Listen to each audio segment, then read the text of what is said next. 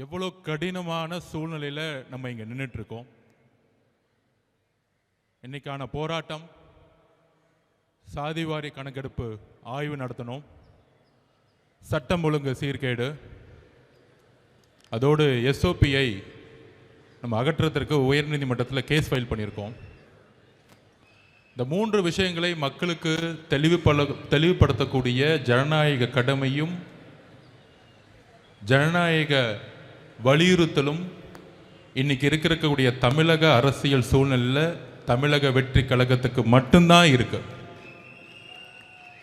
ஏன் அப்படின்னா, முதல்ல நம்மளுடைய சாதிவாரி கணக்கு பற்றி பேசணும். இன்னும் நிறைய பேர்த்துக்கு அது புரியல. இதை பற்றி பேசிய தலைவர்கள்லாம் இன்றைக்கு அமைதியாக இருக்கிறாங்க.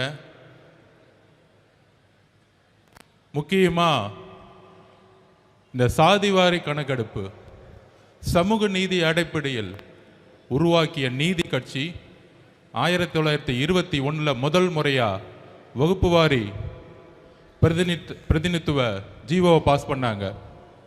சமூகத்தில் இருக்கக்கூடிய விளிம்பு நிலையில் இருக்கக்கூடிய பிற்படுத்தப்பட்ட ஓபிசி இருக்கக்கூடிய எஸ்சி எஸ்டி மக்களுக்கு இடஒதுக்கீடை அமல்படுத்தணும்னு ஒரு போராட்டம் இந்தியாவில் முதல் முறையில் ஒலித்த மாநிலம் தமிழ்நாடு. அங்கிருந்து அதுக்கான ஜீவோவை பாஸ் பண்ணி 1951 உயர்நீதிமன்றம் தோடைய ஜட்ஜ்மெண்ட்டோடைய வெளிப்பாடில் நமக்கான ரிசர்வேஷன் பாதிக்கப்படும் பொழுது, நமக்கான சமூக நீதி பாதிக்கப்படும் பொழுது, அது தமிழ்நாட்டுக்கு மட்டுமல்ல இந்தியாவுக்குமே கேஸ்ட் ரிசர்வேஷன் பாதிக்கப்படும் என்கின்ற உணர்ந்து அன்றைக்கு தந்தை பெரியார் அவர்களுக்கோ இல்லை ஏன் சிஎன் அண்ணாதுரை அவர்களுக்கோ பேரறிஞர் அண்ணாதுரை அவர்களுக்கோ எந்த அதிகாரமும் கிடையாது 1951. ஆனால் பெரியார் அவர்கள் உருவாக்கக்கூடிய போராட்டம் மூலமாக அரசு, ஒன்றிய அரசு செவி சாய்த்து அன்றைக்கு முதலில் ஃபர்ஸ்ட் அமெண்ட்மெண்ட், அரசியலமைப்புடைய ஃபர்ஸ்ட் அமெண்ட்மெண்ட்டை, அரசியலமைப்புடைய ஃபர்ஸ்ட் திருத்தத்தை உருவாக்கிய மண் நம்மளுடைய தமிழ்நாடு. நம்மளுடைய பெரியார் அவர்களுடைய போராட்டம், அண்ணாதுரையுடைய போராட்டம், இதுதான் தமிழ்நாட்டுடைய வரலாறு. அதற்கப்புறம் 1994 அம்மா ஜெயலலிதா அவர்கள் தமிழகம் முழுவதும், இந்தியா முழுவதும் சாதிவாரி 50% இருக்கணும்னு சட்ட வல்லுநர்களும் உச்ச நீதிமன்றமும் சொல்லும் பொழுது அது அரசியலமைப்புடைய அட்டவணையில் கொண்டு போய் தமிழ்நாட்டுக்கு மட்டும் இன்னைக்கு 69% நிலைநிறுத்திய மண் நம்மளுடைய தமிழ்நாடு, இந்தியாவுக்கு முதல் முறையாக.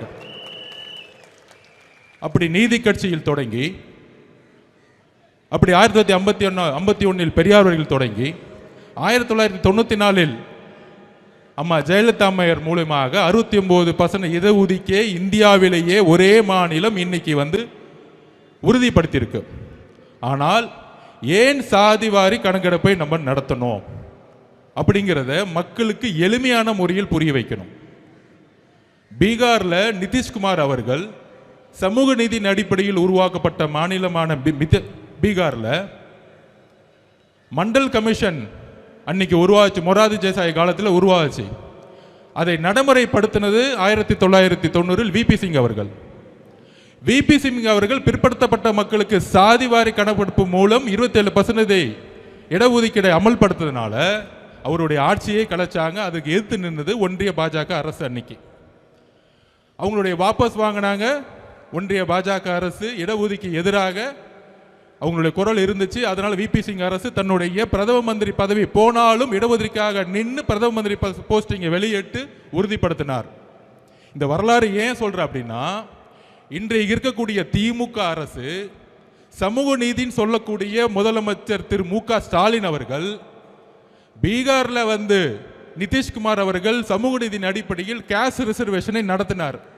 ஏன் நடத்தினார் அப்படின்னா, அங்கு இருக்கக்கூடிய அனைத்து தரப்பட்ட மக்களும், எஸ்சி மக்கள், எஸ்டி மக்கள், பிசி மக்கள், ஓபிசி மக்கள், எம்பிசி மக்கள், எல்லா மக்களுடைய தற்சமயம் கணக்கு என்ன 1931 தான் கடைசியில் எடுத்த சர்வே, பிரிட்டிஷ்காரங்க எடுத்தாங்க.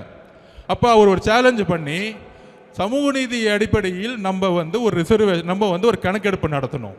அந்த கணக்கெடுப்பு நடத்தும் பொழுது எந்தெந்த சாதி மக்களுடைய உண்மையான கணக்கெடுப்பு என்ன, அந்த கணக்கெடுப்பை நடத்தி அரசு தன்னுடைய திட்டங்களை எங்கெல்லாம் ஏழ்மையின் விளிம்பு நிலையில் இருக்கக்கூடிய மக்கள் இருக்காங்களோ அங்க போய் கொண்டு போய் சேர்க்கணும்னு நினைச்சவர் தான் நிதிஷ்குமார் அவர்கள்.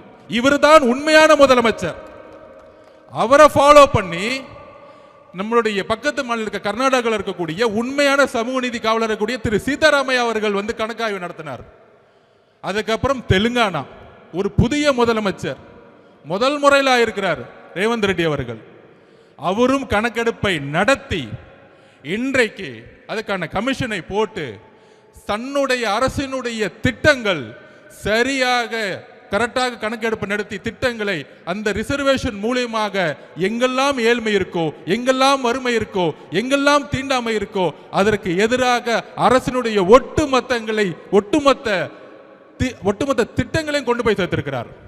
காங்கிரஸ் ஆளக்கூடிய மாநிலங்கள், எதிர்கட்சியாக இருக்கக்கூடிய நிதிஷ்குமார் ஆளக்கூடிய மாநிலங்கள், இங்கெல்லாம் ஒரு சாதிவாரி கணக்கெடுப்பு நடத்தும் பொழுது சமூக நீதியின் அடிப்படையில் உருவான திமுக, அண்ணாதுரை ஒரே ஒரு விஷயத்துக்காக இந்த திமுக உருவாக்கினார், சமூக நீதியின் அடிப்படையில் உருவாக்கின திமுக அதோடைய வழித்தொண்டில் வந்த கலைஞருடைய மகனாக இருக்கக்கூடிய திரு மு.க. ஸ்டாலின் அவர்களுக்கு சாதிவாரி கணக்கெடுப்புனால என்னன்னே தெரியல.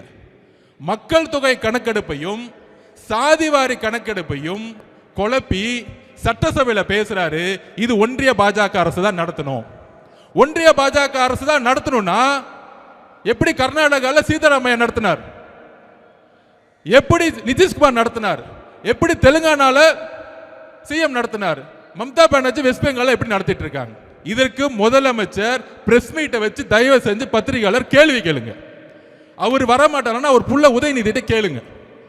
ஏன் கேட்க சொல்றேன்னா, அவர் புள்ள உதயநிதி கிட்ட நம்மளை பார்த்து மாநாடுல கொள்கையற்ற கட்சி தமிழக வெற்றி கழகம், நான் சேலஞ்ச் விடுறேன் உங்களை பார்த்து, இன்னைக்கு நீங்க உங்களுடைய திரு முதலமைச்சர் ஸ்டாலின் அவர்களே, திரு உதயநிதி அவர்களே, உங்களுடைய தொலைக்காட்சி சேனலுக்கே கூப்பிடுங்க, இல்ல சன் டிவிக்கே கூப்பிடுங்க, நான் வரேன்.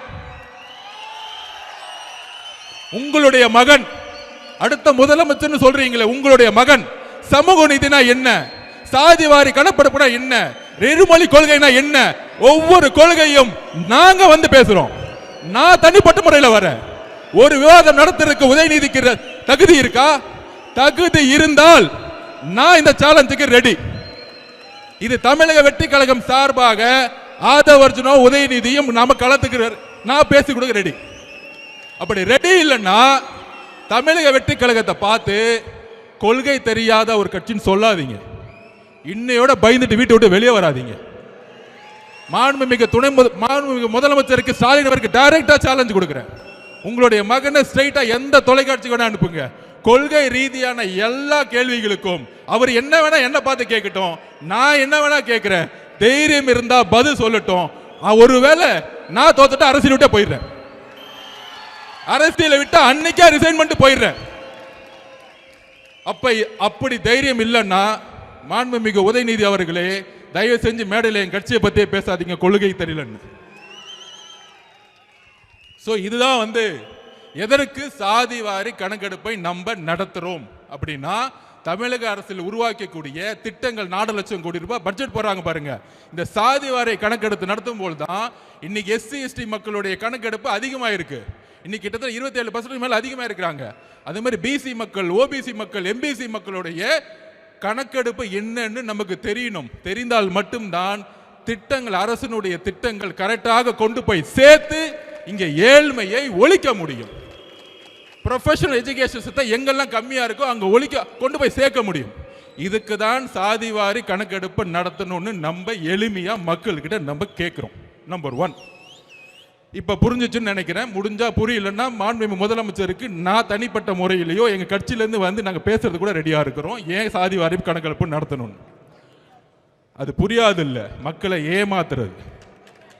அவருக்கு தெரிஞ்சதெல்லாம் ஒண்ணு தான். நம்ம அண்ணன் சொன்ன மாதிரி எஸ்எஸ்டி ஸ்டாலின் சார் டாக்ஸ் 30% கமிஷன் அடிக்க மட்டும்தான் ஸ்டாலின் சார் ஐயா அவருக்கு தெரியும், வேற ஒண்ணுமே தெரியாது. பட்ஜெட்ல 30% அடிச்சு 1.5 லட்சம் கோடி ரூபாய் எப்படி அடிக்கிறது மட்டும்தான் அவங்களுடைய குறிக்கோள். அப்ப இன்னைக்கு அடுத்த பிரச்சனை என்ன? நம்ம குரல் கொடுக்கிறோம், சட்டம் ஒழுங்குடைய பிரச்சனை. சட்டம் ஒழுங்கோட பிரச்சனை என்ன? இன்னைக்கு நம்ம வரும்போது நம்ம அண்ணன் கிட்ட இருந்து அறிக்கை ஒன்று வந்திருக்கும். இந்த ஒரு வாரத்தில், அதாவது டெல்லியில ஒரே ஒரு பெண் நம்மளுடைய சகோதரி நிர்பயா அவர்களை கற்பழிக்கப்படும் பொழுது ஒட்டுமொத்த டெல்லியும் தூக்கி எறிஞ்சிச்சு. அன்னைக்கு ஒரு முதலமைச்சர் இருந்தாங்க, உமன் முதலமைச்சர் தான். அப்போ கெஜ்ரிவால்னு ஒருத்தர் வந்து நாமினேஷன் பண்ணும்போது இதுக்காக பயங்கரமாக குரல் கொடுத்தார். நாமினேஷன் பண்ணும்போது ஆம் ஆத்மி கட்சியை பார்த்து இவங்கெல்லாம் ஜெயிப்பாங்களா, இவங்களுக்கெல்லாம் பூத்து இருக்கா, இவங்கெல்லாம் சின்ன பசங்களாச்சு இப்படின்னு சிரிச்சாங்க. எப்போ 15 வருஷமா முதலமைச்சராக இருந்தவங்க. அதே மாதிரி ஒரே ஒரு ரேப்பு ஒட்டுமொத்த அரசையும் தூக்கி எறிஞ்சிச்சு. இன்னைக்கு ஒரு ரேப்பா நடக்குது. 2 வயசு குழந்தைய யாராச்சும் பாலியல் பலாத்காரம் பண்ணணும் ஒரு சிந்தனை வருமா? எவ்வளோ பெரிய மனசு வழியில நம்ம இருக்கிறோம், என்ன சமூகத்தை உருவாகிட்டு இருக்கோம். அது செஞ்சது திமுக காரன்னு சொல்லி உக்காந்துட்டு இருக்காங்க. அக்கா கனிமொழி அக்கா இன்னும் வீட்டை விட்டு வெளியே வரல அது பிரச்சனை கேட்கறதுக்கு. அதுக்கப்புறம் உதயநிதி அவர்கள் வரல, முதலமைச்சர் ஸ்டாலின் அவர்கள் அது பத்தியே பேசல. 2 வயசு குழந்தை பிரச்சனை முடியறதுக்குள்ள அடுத்தது மதுராந்தகத்துல, அடுத்த தூத்துக்குடியில தன்னுடைய வீட்டுல கழிவறை இல்லையா? இதுதான் தமிழ்நாடு முன்னேறிய மாநிலமா? இதுதான் திராவிட 2.0வா? ஒரு கழிவறை இல்லாத ஒரு கிராமத்தை உருவாக்கிய ஒரு முட்டாள் முதலமைச்சர். இதுக்கு மேல சொல்றதுக்கு கோபமான வார்த்தைகள் எனக்கு இல்ல கிடையாது. இதுக்கு மேல ஒரு முதலமைச்சர் இதை பத்தி பேச கொடுக்க வாய் வரலன்னா ஒரு பெண் குழந்தையை பெற்று வச்சிருக்காரு. அப்ப ஒரு முதலமைச்சர் இன்னைக்கு 12ஆம் கிளாஸ் குழந்தை காலையில எந்திரிச்சு காலை கடனை கடக்க கூட முடியாத வெளியில ஒரு கழிவறை அற்ற ஒரு மாநிலம் அது. நம்ம என்ன பீகார்ல இருக்கிறோமா, யூபியில் இருக்கிறோமா? கழிவறையே இல்லாத ஒரு மாவட்டமும் கழிவறை இல்லாத கிராமங்கள் எத்தனை இருக்குன்னு முதலமைச்சருக்கு தெரியுதா இல்லையான்னு தெரியல. அப்ப கழிவறைக்கு போகாம, கழிவறையை வீட்டில் போகாம காட்டில் போகும்போது இங்க ஒரு ரேப் ஆகி வெட்டப்பட்டு நீங்க ஹாஸ்பிட்டல் உட்கார்ந்துட்டு இருக்காங்க. இதுவா தமிழ்நாடு? இதுவா பெண் பாதுகாப்பு? இதை பத்தி நீங்க அட்லீஸ்ட் பேசுனீங்களா? வருத்தம் தெரிவிச்சீங்களா? இல்ல அட்லீஸ்ட் உங்களுடைய அமைச்சர் அவங்க வீட்டுக்கு அனுப்பிச்சீங்களா? ஒண்ணுமே கிடையாது. எல்லா செய்தி நிறுவனம் வாங்கப்பட்டிருச்சு. அதை பத்தி பேசவே கூடாது, விவாதம் பண்ணக்கூடாது. ஒரு ரேப்பாச்சு டெல்லியில ஒட்டுமொத்த இந்தியாவுக்கு ஒத்துச்சு. ஆனா தமிழ்நாட்டில் இருக்கவங்க இதை பத்தி பேசவே மாட்டாங்களே. என்ன பண்ணிட்டு இருக்காங்க? கூட்டணி மதிமுகவுடன் 3 கூட்டணி சைன் ஆயிடுச்சு. இதுதான் முதலமைச்சர் அன்னைக்கு ரேப் நடந்து அங்க வந்து வெட்டப்பட்டு இருக்காங்க, இங்க கூட்டணி பேசிட்டு இருக்காங்க. நீங்க அரசியல் தேர்தலை பேசுங்க, நாங்கள் மக்கள் பிரச்சனையை பேசி பேசி பேசி பேசி மக்களோட போயிட்டு இருக்கோம். நீ 22 கட்சி கூட்டணி உருவாக்கு, 32 கூட்டணி உருவாக்கு. ஆனா கூட்டணி கட்சி தலைவர் எல்லாம் கையை கட்டிக்கிட்டு மக்கள் பிரச்சனை பேசாம அமைதியா இருக்காங்க. பாத்தியா? அங்கேயே அந்த எல்லா கட்சி தோழர்களும் தோத்துட்டாங்க. நீ 32 கட்சி வச்சுக்கோ, 42 கட்சி வச்சுக்கோங்க, தேர்தல் அரசியல் வெற்றி பெறவே முடியாது. மக்கள் பிரச்சனைகளை பேசாத தலைவர்கள் மக்களால் தூக்கி எறிந்த வரலாறு தான் தமிழ்நாடு. நம்ம சிவகங்கை நாங்குநேரி எதுக்காக அருவாய் எடுத்துட்டு இந்த சினிமா படத்தில் வர மாதிரி எங்கெங்கெல்லாம் மக்கள் விளிம்பு நிலை இருக்க மக்கள் இருக்கிற போய் வெட்டுறது, கொல்றது, அது ரீல்ஸ் போடுறது. இதோட அடிப்படை பிரச்சனை என்ன? இதோட அடிப்படை பிரச்சனை ஒண்ணுதான், கஞ்சா, ட்ரக்ஸ். ஏன் 2 வயசு பொண்ணு வந்து கற்பழிக்கப்படுது? ஏன் 14 வயசு கற்பழிக்கப்படுது? ஏன் 12ஆம் கிளாஸ் பொண்ணு ஒரு இயற்கை உபாதைக்கு போகும்போது ஏன் கற்பழிச்சு வெட்டுறாங்க? நாங்க திருப்பி பதிவு பண்றோம் மக்கள்கிட்ட. தமிழ்நாட்டில் ட்ரக்ஸ் சேல்ஸ் அதிகமா போய்கிட்டே இருக்கு. 60,000 கோடி ரூபாய் டாஸ்மாக் சேல்ஸ் இருக்கலாம்.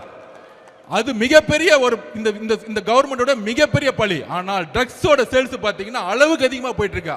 அந்த ட்ரக்ஸ் எடுத்தவங்க மெயின் பிரச்சனையே பெண்களை வந்து கற்பழிப்பு பண்றது. அப்ப முதலமைச்சர் கேட்டா முதலமைச்சர் சொல்றாரு, ஒன்றிய பாஜக அரசு இல்லாம கடல் வழியை நம்ம நிப்பாட்ட முடியாது, கடல் வழியா தான் வந்து ட்ரக்ஸ் சேல்ஸ் பண்றாங்க. ஐயா முதலமைச்சர் அவர்கள் ஸ்டாலின் அவர்களே, கடல் வழியா வரலாம், நான் திருப்பியும் பதிவு பண்றதான். ரோடா சேல்ஸ் பண்றது உங்களுடைய கண்ட்ரோல் இருக்குன்னு ஏன் இன்னும் புரிய மாட்டேங்குது? உங்களுடைய தெருக்கள் யார் கண்ட்ரோல் இருக்கு? உங்களுடைய மாவட்ட செயலாளர்கள், உங்களுடைய அமைச்சர்கள், உங்களுடைய எம்எல்ஏக்கள், உங்களுடைய கவுன்சிலர்கள். உங்களுடைய கவுன்சிலருக்கு தெரியாம ஒரு வீடு கட்ட முடியுமா? ஒரு ரோடு போட முடியுமா? அப்படி எப்படியா கஞ்சா சேல்ஸ் பண்ண நடக்குது தமிழ்நாட்டில்? அதுதான் எங்களுடைய கேள்வி. உங்களுக்கு தெரியாம கஞ்சா சேல்ஸ் நடக்குன்னு சொன்னா தவறு. திமுகவுடைய அமைச்சர்கள், திமுகவுடைய எம்எல்ஏக்கள், திமுகவுடைய கவுன்சிலர்கள் யாருக்கும் தெரியாம தமிழ்நாட்டில் கஞ்சா சேல்ஸ் நடக்கிறது இல்ல. இதுதான் உண்மை. ஒரு இன்ஸ்பெக்டருக்கு தெரியாம கஞ்சா சேல்ஸ் பண்ண முடியாது. ஒரு எஸ்ஐக்கு தெரியாம கஞ்சா சேல்ஸ் பண்ண முடியாது. ஒரு கான்ஸ்டபிள் தெரியாம ஒரு கஞ்சா சேல்ஸ் பண்ண முடியாது. அப்ப இதுக்கெல்லாம் யாரு பொறுப்பு? முதலமைச்சராக இருக்கக்கூடிய ஸ்டாலின் சார், நீங்கள் தான் பொறுப்பு. பெண்களுடைய பாதுகாப்புக்கு நீங்கள் தான் பொறுப்பு. ஒரே வாரத்தில் 5 ரேப் ஆகுது உங்க கண்ணு முன்னாடி. ஆனா திமுக காரன் ஒருத்தன் அதை பத்தி பேசல. அக்கா கனிமொழி அக்கா பேசல, திமுக அமைச்சர்கள் பேசல, திமுக கவுன்சிலர்கள் பேசல. திசை திருப்புறது. ஏன் திசை திருப்பணும்? யாரு பேசுறா? எங்க அண்ணன் இங்க தலைவர் மட்டும்தான் இங்க பேசிட்டு இருக்காரு. இப்ப எஸ்ஓபிக்கு வர 3வது மேட்ருக்கு. இந்த மாதிரி பிரச்சனை எடுக்கும் பொழுது எந்த தலைவரும் பேசுறது இல்ல. கூட்டணி கூட்டணின்னு சொல்றாங்களே, மார்க்சிஸ்ட் கட்சியோட தலைவர்கள் பேச மாட்டாங்க. இந்த வெளிமண்டல மக்களுக்காக போராடிய அண்ணன் திருமான 90-2000 காலத்தில் அவரை பேச்சு பார்த்து நான் வளர்ந்தவன். ஆனா இந்த பிரச்சனைக்கு அண்ணன் பேச மாட்டேங்கிறார். என்னன்னே தெரியல. அண்ணன் என்ன ஆனாருன்னு தெரியல. முதலமைச்சரை பார்த்தவன டக்குன்னு பயப்படுறாரு அண்ணன். எப்படி பார்த்தா எங்க அண்ணன் திருமா அண்ணன் 2000-ல. ஆனா இன்னைக்கு மக்களுடைய பிரச்சனைகளை பேசவே மாட்டேங்கிறார். என்னென்ன 6 தொகுதி 8 தொகுதி முக்கியமா? மக்களுடைய வெளிமலை மக்களுடைய பிரச்சனைகள் முக்கியமா? அதை சொல்லுங்க. நாங்க நேரில் வெட்டப்பட்டது யார்? தலித் சகோதரர்கள். மதுராங்கத்தில் வெட்டப்பட்டது யார்? தலித் சகோதரர்கள். எங்க உங்களுடைய பேச்சு? எங்களுக்கு வலிக்குது. மக்களை கை வைக்கும் போது எங்களுக்கு வலிக்குது. எங்களுக்கு உணர்வு இருக்கு. 2 வயசு குழந்தையும் 14 வயசு குழந்தையும் 12ஆம் கிளாஸ் பொண்ணும் கற்பழிக்கும் பொழுது என்னுடைய தங்கை மேல கை வச்சா என்ன கோவம்? அதே கோவம் தான் எங்களுக்கு வருது. ஆனா உங்களுக்கு ஏன் கோவம் வர மாட்டேங்குது? ஏன் முதலமைச்சர் உங்களுக்கு கோவம் மாட்டேங்குது? நீங்களும் ஒரு பெண் குழந்தை பெற்றிருக்கீங்க, ஏன் பேச மாட்டேங்கிறீங்க? அட்லீஸ்ட் பேசுங்க, பாதிக்கப்பட்டவங்களை பாருங்க. இனிமேல் நான் இருக்கிற வரைக்கும் இனிமேல் தவறு நடக்க மாட்டேன்னு சொல்லுங்க. அட்லீஸ்ட் மக்கள் உங்களை அட்லீஸ்ட் திருப்பி அவங்க ஓட்டு போடுவாங்க. ஆனா அதை கூட சொல்ல மாட்டேங்கிறீங்களே. ஒரு மனிதாபிமானம் கூட உங்களுக்கு இல்லையே. அதனாலதான் எங்களுக்கு கோபம் வருது. அப்ப இதை கேட்கறதுக்கு எங்களுடைய அண்ணன் எங்க தலைவர் மாவட்ட ரீதியா பயணம் போனார். மாவட்ட ரீதியா பயணம் போடும் பொழுது ஒவ்வொரு மாவட்டத்துடைய எழுச்சிகள் பார்த்து திமுக பயந்துட்டாங்க. அப்போ உடனே செந்தில் பாலாஜிக்கு அஜெண்டா, அங்க ஏதாவது பிரச்சனையை பண்ணி விட்டுரு. கரெக்டா அண்ணன் பேச ஆரம்பிக்கிறாரு. நீங்க வீடியோல பார்த்திருப்பீங்க. 10 ரூபாய் பாலாஜின்னு பேச ஆரம்பிக்கிறார். செருப்பு வந்துருச்சு. எந்த மாவட்டத்திலையும் செருப்பு தூக்கி போட்டதா வரலாறே கிடையாது. ஏன்னா சுத்தியில் இருக்கக்கூடிய மக்கள் எங்க தலைவரோட அன்பு இல்ல நம்பிக்கை வச்சிருக்காங்க. அப்ப கரூர்ல மட்டும் எப்படி செருப்பு வந்துச்சு? நேத்து பேட்டி கொடுக்கிறார் செந்தில் பாலாஜி. அது என்ன ஹாஸ்பிட்டல் போனவங்க எல்லாத்தையும் கூப்பிடுவாங்க, என்ன மட்டும் ஏன் கூப்பிடுறாங்கன்னு தெரியல. நீ தான் ஃபர்ஸ்ட் அக்யூஸ்ட். அவ்வளவுதான். செகண்ட் அக்யூஸ்ட் யாரு? அவருக்கு என்ன பயம் வந்துருச்சு? ஏன் மித்தவங்க எல்லாம் கூப்பிடல, மகேஷை ஏன் கூப்பிடல, என்ன மட்டும் கூப்பிடுங்க. அடுத்தது முதலமைச்சர் வந்தாரு 2 மணிக்கு, அவரையும் கூப்பிடுங்க. அடுத்தது அவருடைய பயம் அப்படி, என்ன மட்டும் கூப்பிடாதீங்க, எல்லாத்தையும் கூப்பிடுங்க. காலையில புள்ள வந்துச்சு உதயநிதி அவர்கள், அவரையும் கூப்பிடுங்க. அப்ப செந்தில் பாலாஜி ரெடி ஆயிட்டாரு எல்லாத்தையும் மாட்டி விடுறதுக்கு. ஆட்சி மாற்ற முடியும் பொழுது தமிழக காவல்துறை எங்க அண்ணன் கண்ட்ரோல் வரும் பொழுது நீங்க எல்லாம் கரூர் மட்டும் ஜெயிலுக்கு போவீங்க. இது நடக்குதா இல்லையான்னு மட்டும் பாரு. இப்ப 6 டிஸ்ட்ரிக்ட்ல திருவாரூருக்குள்ள அண்ணன் நுழைகிறார். மக்களை நம்புங்க, எந்த எதிர்கட்சி தலைவரும் திருவாரூருக்குள்ள போவே முடியாது. ஏன்னா கலைஞருடைய மண் அது. 55% ஓட்டு போடுவாங்க. யார் எம்எல்ஏ நின்னாலும் கண்ணை மூடி போடுவாங்க. ஆனால் ஒட்டுமொத்த திருவாரூர், நான் பஸ்ஸுக்குள்ள இருக்கிறேன், நானே பயந்துட்டேன். ஒட்டுமொத்த திருவாரூர் மண்ணில் ஒரு 2 கிலோமீட்டர் போறதுக்கு 4 மணி நேரம் ஆச்சு அண்ணன் போறதுக்கு. இதுக்கு தான் பயம், இதுக்கு தான் கரூர். அப்ப கரூர்ல பிரச்சனை நடத்தி என்ன பண்ணாங்க? அவர் ஒரு கொலை குற்றவாளியில மாட்டவரதுக்கு வேலையை பண்ணிட்டாங்க. அண்ணன் எமோஷனல் ஆளு, ஆல்ரெடி மக்களுடைய இறப்பு. இந்த பிரச்சனைலாம் பண்ண அரசியல் விட்டு போயிடுவாரு, பிரஷர் கொடுத்தா அரசியல் விட்டு போயிடுவார். நாம் அதெல்லாம் கடந்து, அவர் வழியெல்லாம் கடந்து அழுது ஒரு 50 நாள் சட்ட போராட்டங்கள்லாம் முடிச்சு, ஒருவேளை திமுக போட்டாங்க ஹைகோர்ட்ல எஸ்ஐடி போட்டாங்களே, உடனே ஒரு ஆபீசரை போட்டு அப்பாயின்மெண்ட் பண்ணாங்களே, ஒருவேளை தமிழக அரசு இந்த என்கொயரி பண்ணியிருந்தா நான் முதற்கொண்ட அருண்ராஜ் முதற்கொண்டு திரு அண்ணன் நம்ம ஆனந்தம் முதற்கொண்டு இன்னைக்கு வரைக்கும் ஜெயில தான் இருந்திருப்போம். எல்லா கொலைப்பழியும் நம்ம மேல போட்டிருப்பாங்க. இதுதான் திமுகவுடைய சூழ்ச்சி. அப்ப இதை பண்ணாங்க. சுப்ரீம் கோர்ட் ஜட்ஜ்மெண்ட் ஆகி நம்ம என்கொயரி பக்கம் போயிட்டு இருக்கோம். திருப்பி அண்ணன் ஆரம்பிச்சிட்டாரு பிரச்சாரத்துக்கு போலான்னு கிளம்பலான்னு. அப்போ ஒரு எஸ்ஓபி போட்டாங்க. நம்ம கோர்ட்டுக்கு நம்ம தான் போகணும். எல்லா கட்சிகளுக்கும் சரிசமமான ஒரு சட்டத்தை உருவாக்கணும். பர்மிஷன் கேட்டா எங்களுக்கு மட்டும் 30 நாள் ஆகுதுன்னு. கேஸ் நம்ம தானே போட்டோம், நம்மளை கூப்பிட்டுருக்கணும்ல. ஆனால் நம்மளை கூப்பிடவே இல்லை. ஏன்னா நம்ம புது கட்சியா, கேஸ் போட்டது நம்ம தான் போய் முறையிடுறோம் கோர்ட்டில். கோர்ட்டு சொல்லுது எல்லா கட்சியும் கூப்பிடுங்கன்னு, ஆனால் நம்மளை கூப்பிடல. இந்த உண்மையை தெரிஞ்சுக்கணும். உடனே எஸ்ஓபி போட்டாங்க. அந்த எஸ்ஓபி பேர் என்ன தெரியுங்களா? சொல்லுங்க நீங்க. ஸ்டாலின் ஆப்ரேட்டிங் சிஸ்டம், ஸ்டாண்டர்ட் கிடையாது, அது ஸ்டாலின் சார் அவரோட பேர்லயே போட்டுக்கிட்டாரு. என்ன போட்டுக்கிட்டாரு, அவர் மட்டும் அவர் பையனை வச்சு எத்தனை இளைஞர் மாநாடு வேணா போட்டுக்கலாம், வாரத்துக்கு ஒரு மாநாடு போகலாம். ஆனால் நம்ம ஒரு மாநாடு போகிறதா இருந்தால் ஒரு 100 கொஸ்டின் வரும், அந்த கொஸ்டின் நிரப்புறதுக்குள்ளே 15 நாள் ஆகிடும். நம்ம தலைவர் வெளியே ரோட்டில் இங்கே வந்தால் 50,000 பேர் கூடுவாங்க.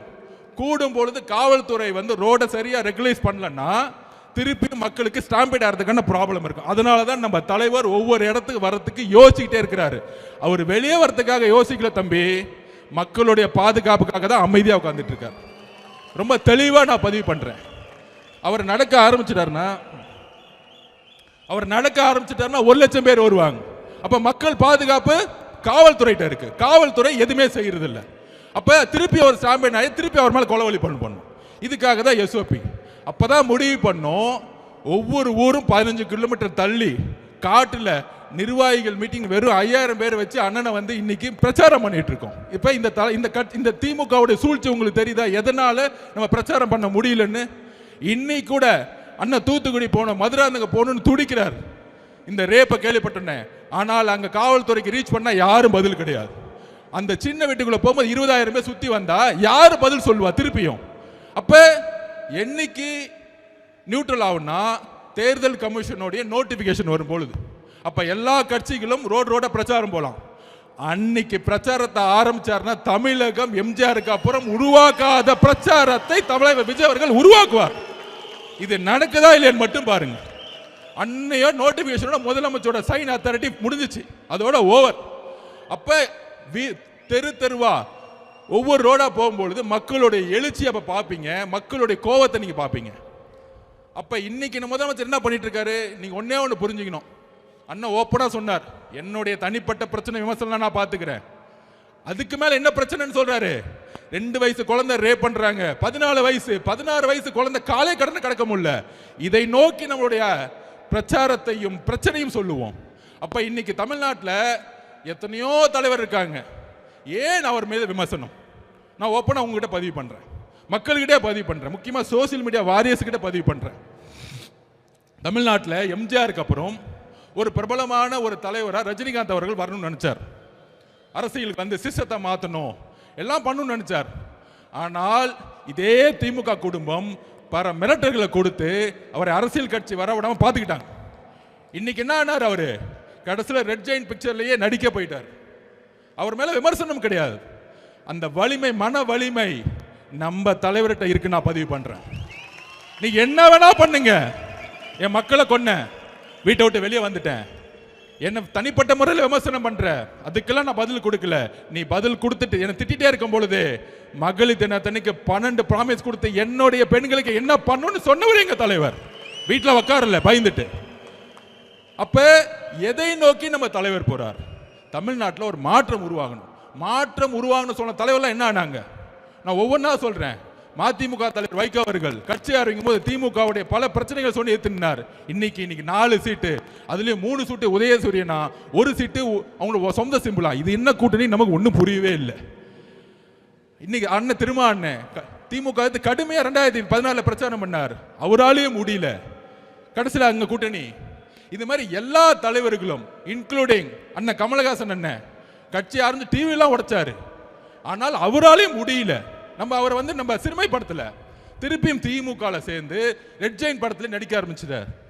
அப்ப எல்லாரும் ஓபிஎஸ் அண்ணன் முதலமைச்சரா இருந்தவர், அம்மா கூட விசுவாசி முதலமைச்சரா இருந்தவர், 3 தட்டி முதலமைச்சரா இருந்தவர், இன்னைக்கு ஸ்டாலின் சர்வீஸ் செஞ்சுட்டார். அப்ப அவங்களுடைய பணபலத்தை பாருங்க. எல்லாரையும் விலை கொடுத்து வாங்கலாம், எல்லாரையும் மிரட்டலாம், ஆனால் தமிழகத்தில் மிரட்ட முடியாத, விலை கொடுத்து வாங்க முடியாத அன்காம்ப்ரமைஸ் தலைவர் ஒருத்தர்னா எங்களுடைய தலைவர் விஜய் அவர்கள் மட்டும்தான்.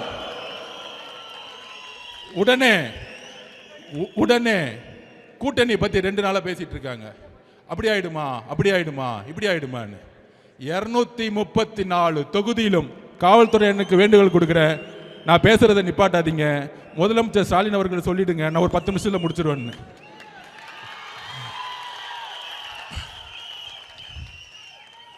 கவலைப்படாதீங்க, பார்த்துக்குவோம். இன்னும் 60 நாள் காவல்துறை நம்ம பக்கம் வந்துடும்.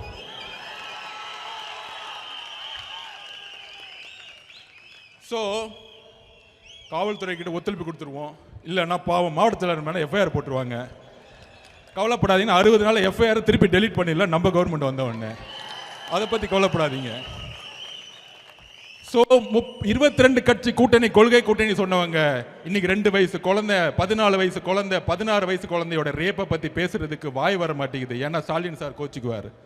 இன்னைக்கு நாங்கள் திருப்பியும் சொல்கிறோம், மக்களிடம் உண்மையை பேசக்கூடிய ஒரே தலைவர் நம்மளுடைய தலைவர் மட்டும்தான். இந்த கூட்டணின்னு சொல்லிட்டு இருக்காங்க. கொஞ்ச நாளைக்கு அங்கே போயிட்டேன்னு சொல்லுவாங்க, கொஞ்ச நாளைக்கு டெல்லி பக்கம் போயிட்டான்னு. நாங்கள் நேர்காணல் நடத்தி 234 தொகுதிக்கு கேண்டிடேட்டை அண்ணன் ரெடி பண்ணிட்டு இருக்காரு. தெளிவாக இருக்க குறிக்கோள், நிறைய குழப்பங்கள் வேணாம். நாம் உறுதியாக சொல்கிறோம், ஒரு மக்கள் ஆட்சியை மக்களே உருவாக்குவார்கள் 2026 கண்டிப்பாக சரி செய்யும். அதோட இன்னொரு கோரிக்கை, கேஸ் பிரச்சனை பயங்கரமாக கடுமையாக போயிட்டு இருக்கு. பெட்ரோல் பங்கில் பெட்ரோல் இல்லை, டீசல் இல்லை. மாநில அரசு ஒரு எமர்ஜென்சி கமிட்டியை உடனே அப்பாயின்மெண்ட் பண்ணி மத்திய அரசோட ஒன்றிய அரசோட பேசி மக்களுக்கு உண்மையான தகவல் சொல்லணும். இன்னும் 15 நாளில் கேஸ் கிடைக்காது, இன்னும் 10 நாளில் பெட்ரோல் கிடைக்காது, டீசல் கிடைக்காதுன்னு சொல்லணும். சொன்னாதான் அடுத்த கட்டத்தில் குடும்பத்தில் இருக்கவங்க அடுத்த என்னன்னு செய்யணும். ஒண்ணுமே சொல்லாம சும்மா எங்கேயாச்சும் டூர் போய்கிட்டு நாங்க ரோட்ல நிற்கக்கூடிய அவல நிலையை திமுக அரசு உருவாக்காதீங்கன்னு சொல்லி, தயவு செய்து இன்னும் ஒரு வாரம் தான் மாண்புமிகு முதலமைச்சர் அவர்களே, தூக்கத்திலிருந்து வெளியே வாங்க. உங்க ஆட்சியை நாங்கள் வெளியே அனுப்புறதுக்கு நாங்கள் எல்லாம் ரெடி ஆயிட்டோம். நன்றி, வணக்கம்.